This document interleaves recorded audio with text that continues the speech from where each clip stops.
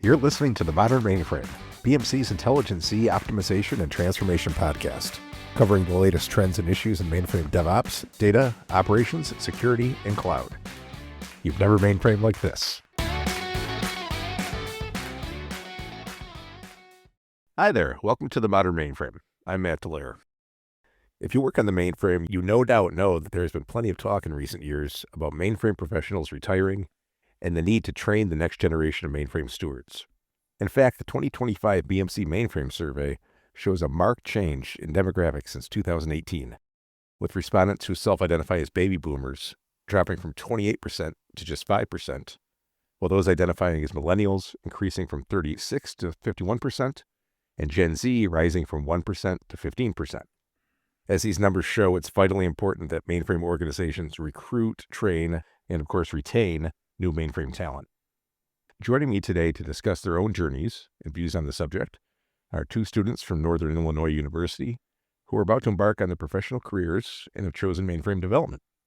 Xander and Chase Richards, as well as BMC Principal Product Manager Mark Schettenhelm. Xander, Chase, Mark, thanks for joining us today. Well, thank you, Matt. Yeah, thanks. Thank you as well. So I'd like to ask both of you, Chase, I'll start with you first. How did you, quote unquote, discover the mainframe? What was your first impression of the platform, and how and when did it change? Well, I discovered the mainframe. I mean, if you really want to get into it, you kind of hear about the mainframe in like TV, movie, stuff like that, like hacking into the mainframe and stuff. But I guess back in college, no one really talked about it. No one really talks about it much. It was mainly started taking this course at NIU. It was it taught assembly language and some like JCL, like how to structure JCL around it and run the programs using the assist assembler.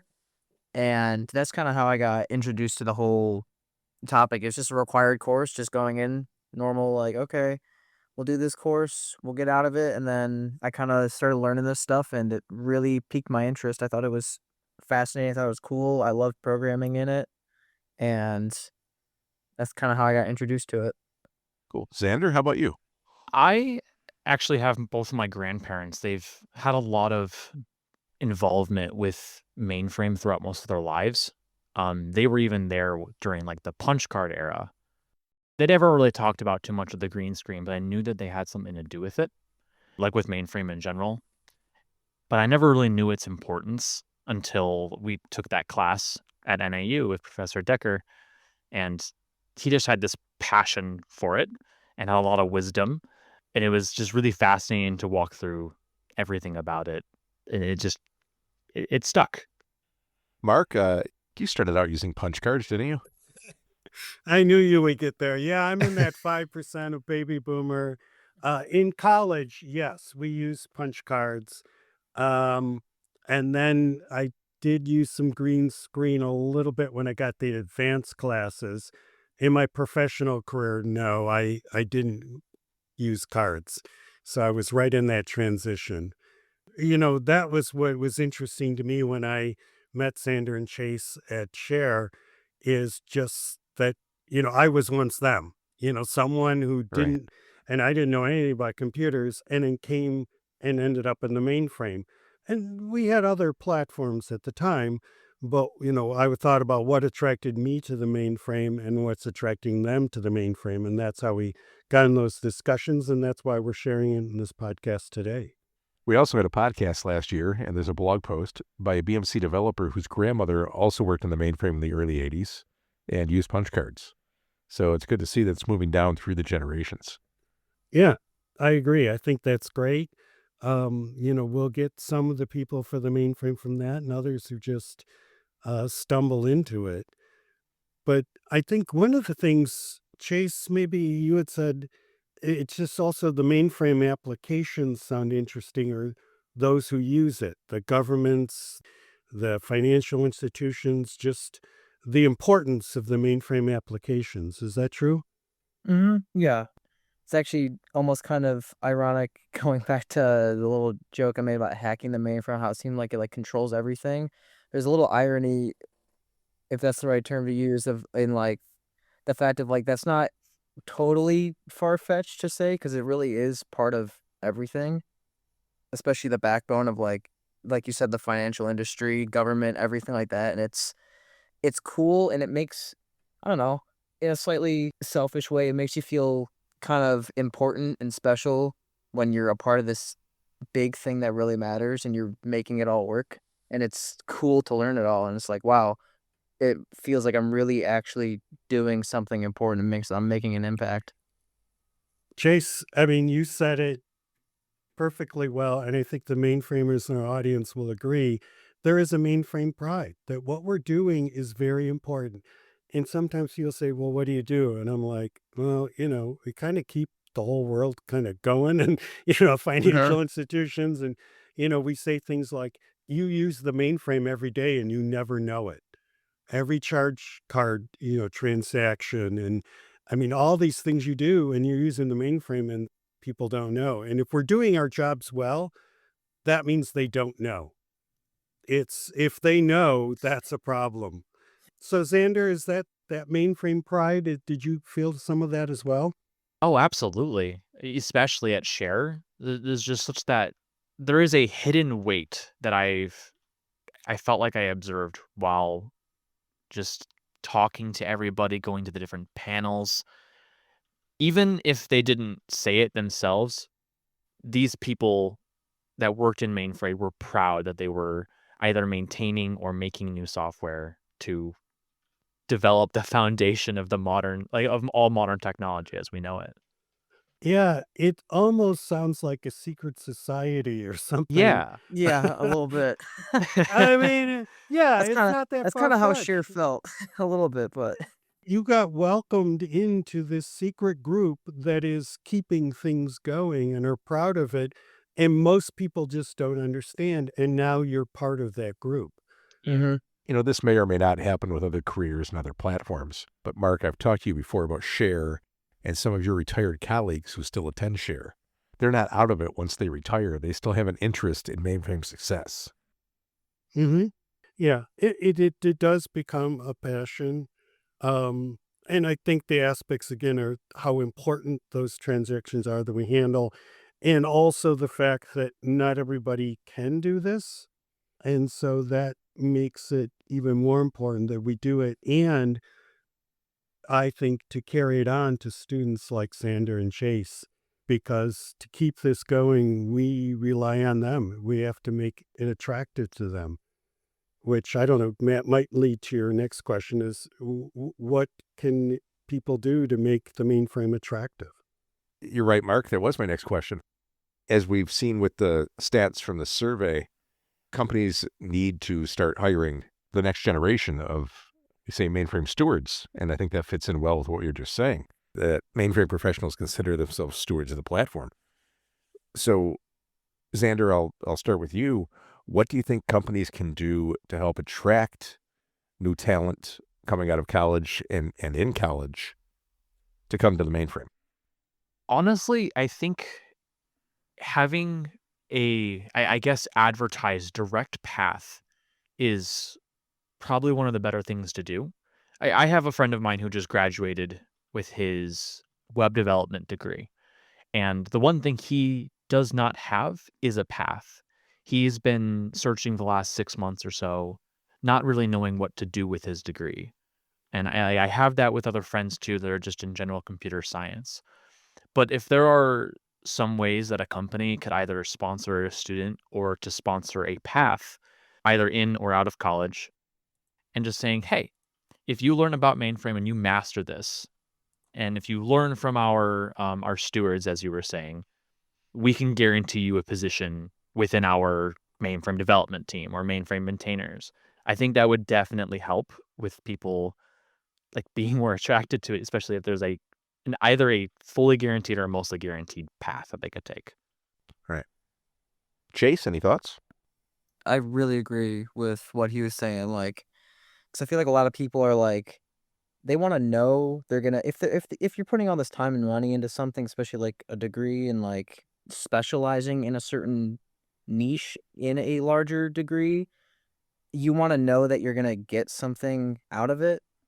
Obviously, everyone wants a job, everyone needs a job, but like also just anything in general, you want to get something of value out of it. So And speaking of NIU and stuff, with how they're one of the few colleges who actually still has at least a couple classes that cover this topic, it'd be useful for more companies to go in there and maybe give opportunities, work with different, like, there's an ACM mainframe club there, like, work with extracurriculars as well and find ways to get just like even like a handful of students down certain paths.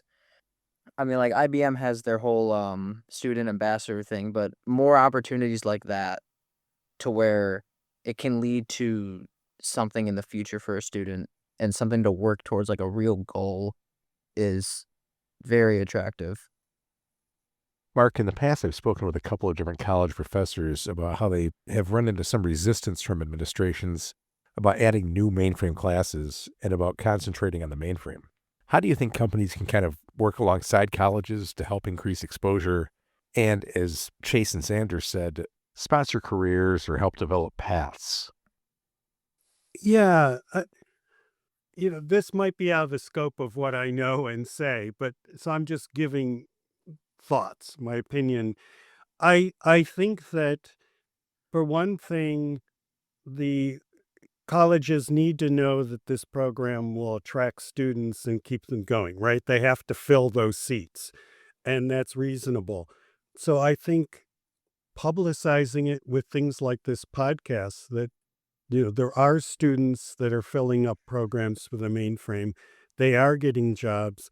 And I think also with organizations in the recruiting they do on campus to get those students and to publicize that as well, then that could attract more universities to adding more mainframe programs. So it might be, if I were in an organization that was seeking mainframe talent, I might work with a local university and say, we want to work with that, recruit your students. And as Xander and Chase say, here's a path that we would have with them to really work with that. I know back when I was with CompuWare, we worked with our local Wayne State on a similar program. So I think the companies, if they really have trouble getting talent, go out and recruit your own, get those classes at the universities and work on it that way. Yeah, it's a great idea. And now to kind of look at the flip side of that, Chase, I'll ask you first, what can you bring and what can a new generation bring to organizations? Well, to answer that question, like what can we bring? I think a lot of it boils down to perspective, a new perspective from people who are my age, especially now. This is a much broader way of looking at it, but everyone who's my age, from like Gen Z, this younger generation, grew up with technology in general. We've been shaped by this stuff, and there's a certain type of understanding in our minds, I'd argue, that's efficient and productive in a different way that can challenge the way that things are done, but also, like improve on the parts that struggle more in certain aspects of like even like mainframe and stuff. Like, for example, automated pipelines and everything. So like finding new ways to integrate newer technology, newer concepts, like what we learn in different classes, like software engineering classes, new practices and strategies that maybe some people who are older and have been around for a while haven't used in these certain ways. And so bringing that fresh perspective to, hey, here's a new way we could do this, or hey, why don't we do it this way? Even though you're not telling them how to do their job, of course, you're finding new ways to do things. And Chase, I totally agree. And that's what I've seen as well, is that a lot of times you may not be, an expert in every aspect of COBOL or DB2. You'll know enough. But when it comes down to them, they say, wow, we're having trouble with this or getting our testing done in time. You're going to be able to pick up automated testing quicker. You're going to be able to, like, oh, these pipelines, you'll be able to pick up automated pipelines so much faster. Mm-hmm. So you have more experience, openness with it. So you can have techniques of, we have to look at that you have a lot of experience. It's just different experience. Yeah. And you can leverage that and be very helpful for teams. So I totally agree with what you were saying. And then those two experiences have to kind of even themselves out. And I mean, that's how we evolve in general with technology is we come in with new things, new ideas that we're comfortable with, and then we learn everything else from the people before us, and then the new generation applies that all together, and then eventually 50 years from now when we're getting out of the industry, we do the same thing. Well, yes. And I'm thinking back to when I started, I had people who had to teach me a lot. Like I got out of college and they went, yeah, okay, you can code, but let's teach you the real world. And so then they introduced me to things I didn't know. Like I hadn't had an assembler class. So they're like, here, learn assembler, learn how to read a dump, learn how to do this. So I had all the theory. I had to have people mentor me.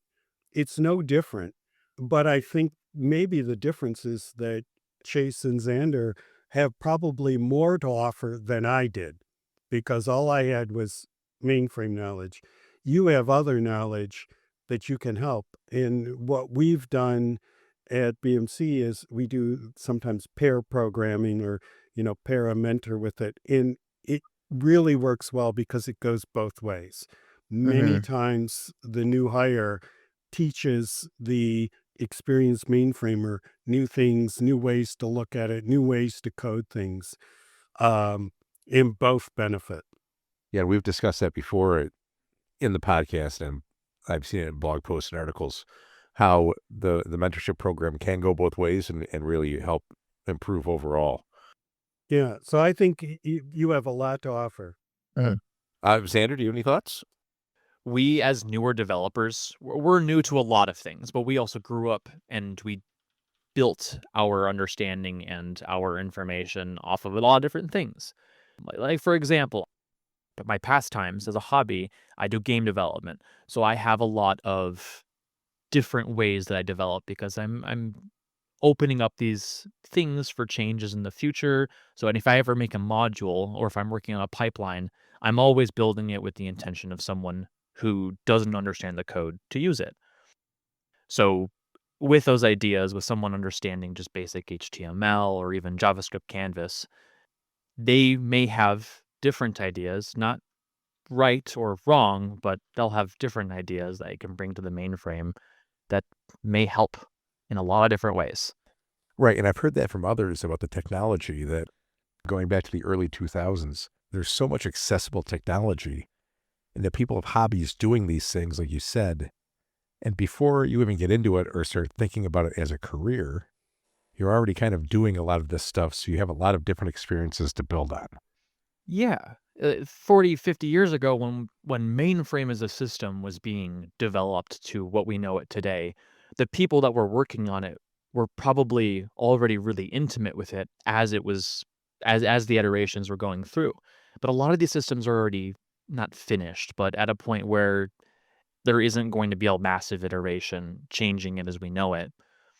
So we're building our information based off of fully built systems. So new stuff, new systems, new iterations are going to be vastly different than they were 40 years ago. Yes. Yeah. This makes me really realize that we've been using the term generations in our conversation, in this generation and that generation. And I think that's a limiting term and it's misleading, that we really should look at everyone as a developer and the experience they bring to the table. While you may not have decades of mainframe experience, that's okay. Because you brought, the things you mentioned, Xander, about games and working with them, I'm like, wow, I heard that. This guy could code an API and do that. And we need that skill. Yeah. So this one knows how to document so that other people can use it. We need that skill. You have skills and experience already that help. So we should really look at, instead of generations, and age, and that is what skills can they bring? And even if it's a different language, it doesn't matter. Exactly. Yeah. I'm looking for a philosophy of development and the ability to tackle problems. Exactly. And that's what we should all share is we love problems and Mm-hmm. we love to solve them. And if I were looking at developers, that's what I would look for. And the COBOL and the other mainframe stuff, you can train that. Someone who isn't afraid of facing these issues and solving them and moving on to the next one. Absolutely. Yeah, and actually on that point, there's a really good case of that I witnessed at Share as well. Similar kind of concept of I met a couple people that were with a company, and they were all, I think, maybe like 4 or 5 years older than me. Hmm. So they're still like young enough, and they'd gone through college, and they hadn't heard of the mainframe. They hadn't done anything. I don't think any of them even had like necessarily degrees in computer science, but the company hired them on because of their skills in other areas, because of clearly the people they were and what they were capable of. And they've trained them over the last few years to know how to do assembler, to know how to develop, and to do all these things. And they're productive employees now. And they were at the conference sharing that with people and sharing about their company. And it was cool to see. Right. We should really look at attitude and that hunger to solve the problems, an interest in that mainframe pride that you mentioned before, all those things, learning the language and that can come easily and will come easy to you because you'll be so excited about the mainframe. Mm-hmm.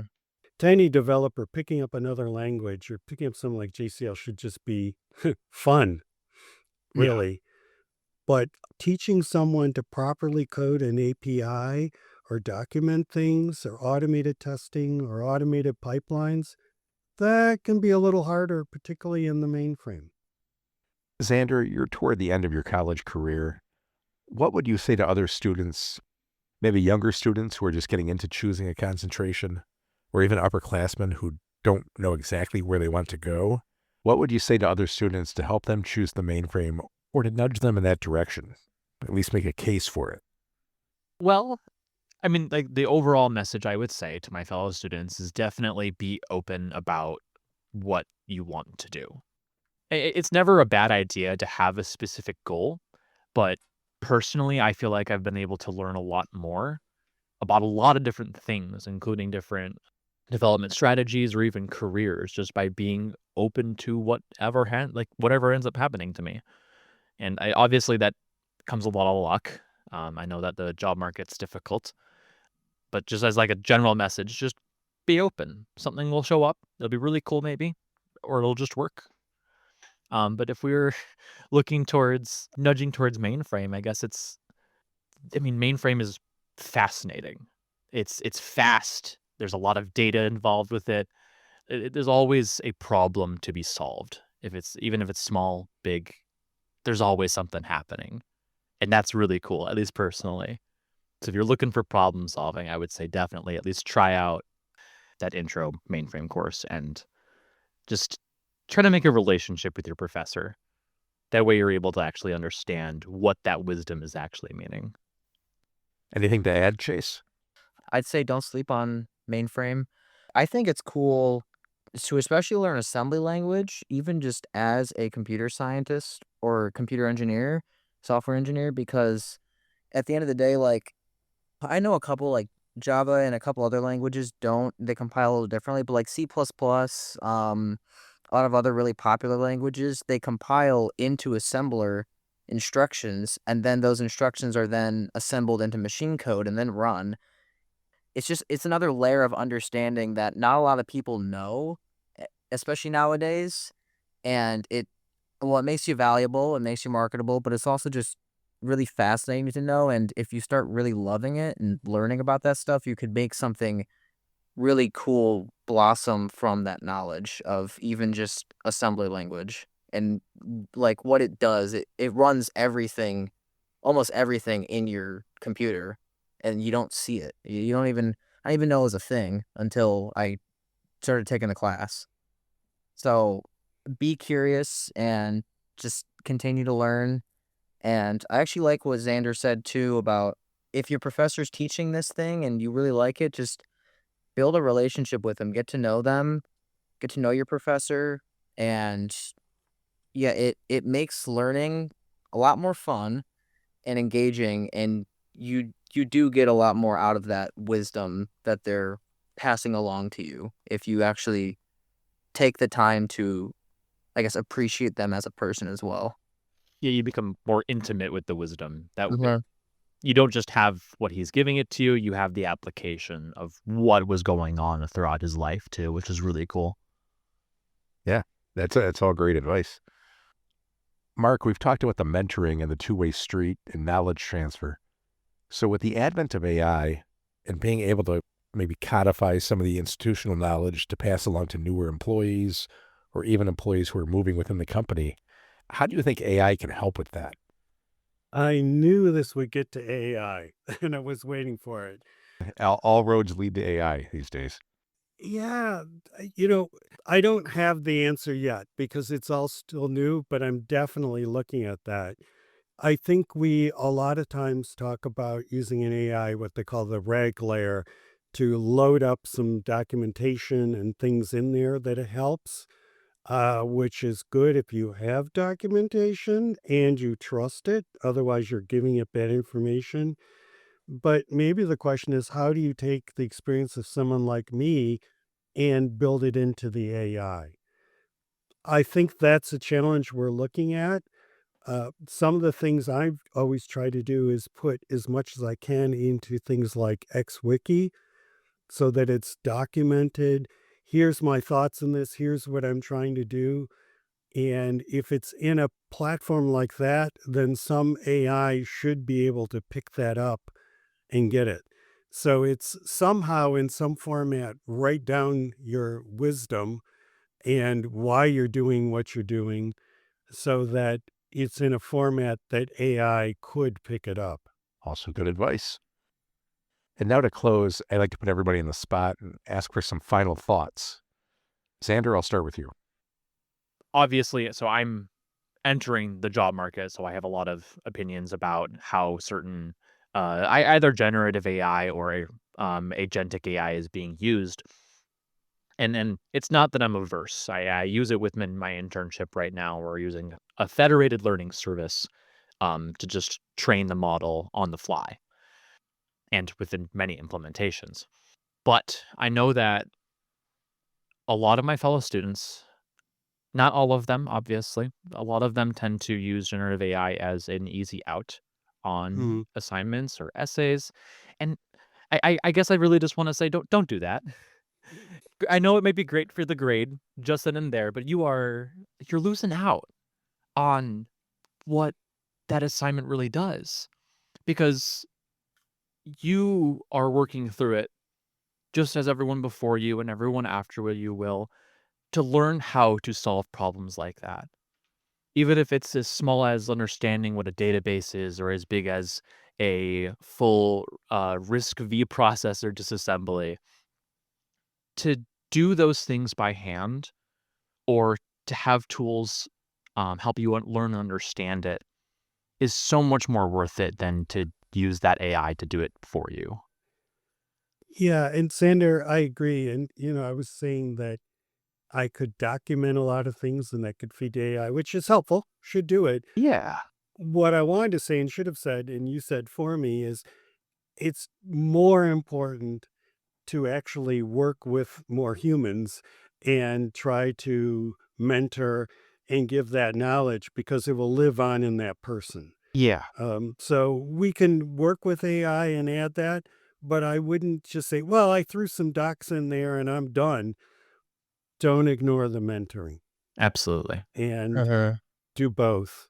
Writing out those documentations is really important too. Obviously, anyone that can come by either the RAG layer to understand what the work is that Mhm. was actually done, or a person reading through to learn and understand what it does. That documentation allows you to have this almost reflection of everything you've done. It because if you wrote it, That's one thing or another. You could have been high on caffeine at 4 a.m. trying to write that last little bit to get it to compile. But if you come back a week later to write out what everything is doing, you allow yourself to become incredibly intimate with that program. And anyone else down the line can do the exact same thing, which is really, really cool. Now, that's an interesting thought. That's Mm-hmm. it is, and that's what I was saying before is you can have wisdom to share and insights, even if, you haven't even started your professional career. That is insights that are valuable to any team. Chase, anything to add? I think in closing, the industry is still alive and it will continue to thrive, but it will only continue to thrive if everyone takes the opportunity to, not only on my end, to learn it and to be devoted to learning these new concepts that a lot of younger people might not even have even heard of before, but also for the experts in the field already and the companies who are at the head of this industry to look back at the people who are still learning it to be their future, because ultimately we are their future. Even if stuff like AI and everything like that is used in ways that help boost productivity and remove some semblance of work, you still need plenty of people who know what they're doing, who understand it, and who are willing to learn, and people who you can train to do these tasks, to write this documentation, as you were saying about writing documentation, to write this documentation, to teach not only the AI, but to teach each other and find new ways to solve these problems. Because also that's the one thing that, especially now, maybe 20 years from now, will be different, but AI nowadays, it can't really think critically and it can't solve problems. You need people to look at something and say, hey, no, this could probably be better. And from my experience, from my skills, maybe in this completely adjacent field, I think that we could do it this way. Let's try to make that happen. And maybe over the course of however long that would take, they make it happen. And now it's a new innovation. And when you're letting people like my generation and people who are just getting out of college, and even like millennials who were out of college 10 years ago, who have some experience, but to some companies, maybe not enough, if you're letting that just go to the wayside and not taking the opportunity to grab these people while this stuff is still fresh in their mind, while their minds are still malleable to learn and willing to learn, if you're not teaching them, then you're really losing out in the long run. And it's something that's going to be very important going forward, I think. And it's something that everyone needs to consider and just be on top of, is training young people and the next group of people to do this stuff. Mark, any final thoughts? Yes, and I'm going to be blunt. I hear it's hard to find people to fill these roles, and I think we really need to look at ourselves when we say that. And if our mainframe environment is like the 1980s, you will have trouble finding people. I wouldn't want to work there. But if you have an environment that is open and has things that are like VS Code or Eclipse, and you use the more modern tools, you make a welcoming and opening environment. Technically, you will attract people. And it's also open to the experience. And we can't, and it's a reminder myself, think, well, I know, I've got decades of experience and they don't. Well, at some point when I came, I didn't have decades of experience, and someone took a chance on me Right. and hired me and taught me. And we have to think of it that way. So these students don't. But what they have is what I said before is they don't know what's impossible that you've been struggling with. And they will go ahead and solve that problem and fix it because they have that energy, the drive, the insights. And while they may not have the decades of mainframe experience, they have experience that we should recognize. There's a reason that you're hiring them, and they have a lot to offer. And we need to respect that and listen to them and see where they can jump in and do it. And I've seen it with the development teams I work with. People come in and they just rip through stuff and they pick it up, and it revitalizes the mainframe development community. But to have that, you have to have that right attitude to give them the environment to thrive, to treat them with respect, and acknowledge their experience. If you do that, great things can happen. Well, this has been a great conversation. A lot of great points, good things to think about. So, Xander, Chase, Mark, thanks for being here and sharing your thoughts. Thank you for Thank having you me for here. having us. Matt. Absolutely. Thank you for having us. This is an awesome opportunity. And good luck in the future. To you as well. Thank you. As always, thank you to our listeners. I'll include some links in the show notes, including a blog post Chase wrote for the Share organization, and some other content on the subject, so be sure to check those out. We'll talk to you next time on The Modern Mainframe. Take care.